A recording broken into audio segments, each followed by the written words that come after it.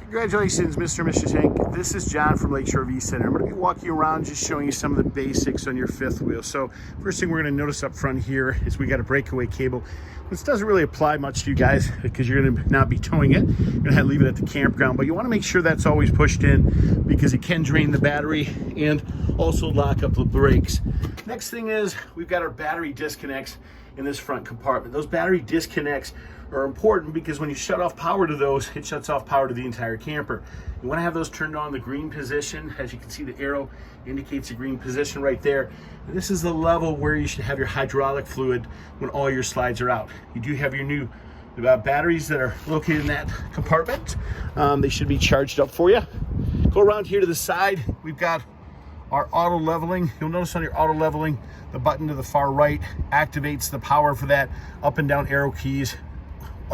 You select if you want the front jacks to come down. This will walk you through step by step your operation of those jacks. If you have questions, please feel free to call here at the store. And this is your auto changeover valve. Notice the green indication there. That indicates that propane is flowing through the lines. Whichever direction this is selected is the tank that it's drawing off from. So this would make it draw from the other tank. Righty-tighty shuts off those tanks, lefty-loosey opens up those tanks. But that is your auto changeover for your propane. Your pass-through storage here, that's your inverter there. So if you ever have a situation where your inverter is not working properly, you want to come down here, make sure plugs or wires haven't become loosened.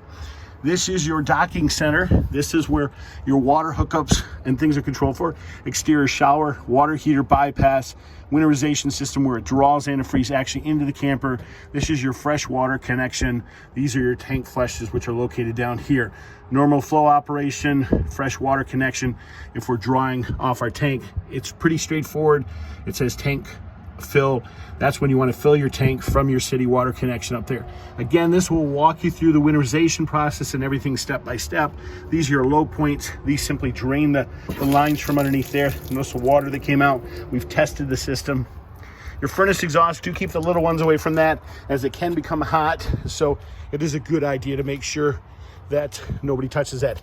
It is a good idea to check your lug nuts after the first 250 miles as they can become loose. Your valves are located back here in this compartment here for your waste valves. Your 3 inches your waste, your 1.5 inches is your gray. It does come with the 25-foot 50-amp power cord, hot water heater. Really nothing you should have to get to in the hot water heater here. This hot water heater, you'll notice here there's a reset right here. That's if the electrical side quits working. This is just a good way to test it, just to let you know there's water actually in the tank. That locks back up. And we're gonna walk around the outside here just to show you your new camper. You do have a 25-foot 50-amp power cord that comes with it, as well as the electrical adapters. You do want to make sure you take that with you, so when you get to your new campground, you don't run into problems there. Let's walk inside. We'll show you some of the basic operation of this camper. Our fuse box or breaker panel is located at the bottom here. And to open that up, simply push that. Everything's marked and labeled as indicated. The 12 volts are, of course, for your 12 volt lighting. The breakers are for your 110 side of everything. Your central control center is right here. This controls the operation of our slide outs, our overhead lights. To turn those on, our water heater, our water pump, interior lights, outdoor floodlights, tank heaters. If we want to turn the tank heaters on, we do have a solar panel on the roof that is charging the unit. Your thermostats are located over there. I'm going to show you the operation of your thermostat. Real straightforward how we operate those. To turn those on, all we're simply going to do, push that multiple times, fan comes on.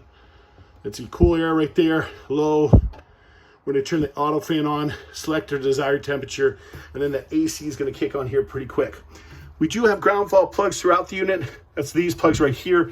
If they pop out, there's a possibility of your 110 not working. All you have to do is simply push those back in to reset those. Let's walk you around up here.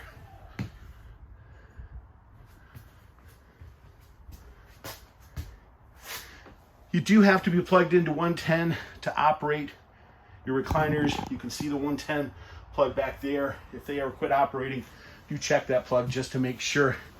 Your TV pops up from there. Your controls for your fireplace, turn it on, and everything right here. That'll simply turn your fireplace on. You can adjust your temperature, the color of your fireplace if you'd like. You notice your controls, that's to pop up your TV.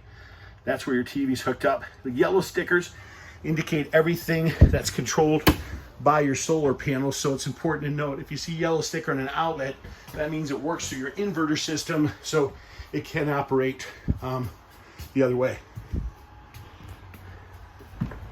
Okay, let's walk around here. Keys around your kitchen faucet. 110 refrigerator, real straightforward.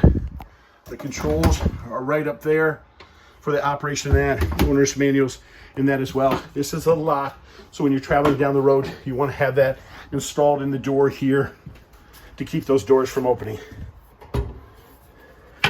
Pull back your cover for your stove. This is your spark igniter. So we certainly just turn that on and then hit that, and as you can tell, it flames right up. Overhead lights. Garbage disposal with your owner's manuals and information there.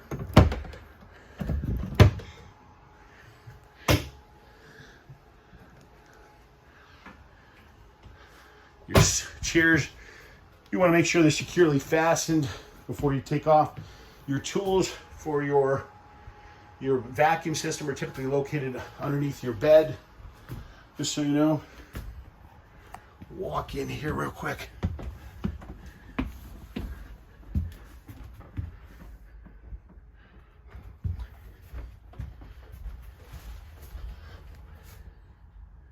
Again, you do have a back thermostat as well for the back of this unit. It functions the same way. You push that multiple times. The cold comes on. You adjust the desired temperature. You guys, this is John from Lakeshore RV Center. If you do have additional questions, please give me a call. You can reach me at 231-740-6225. We do appreciate your business and hope you enjoy your new RV. Thanks and have a great day.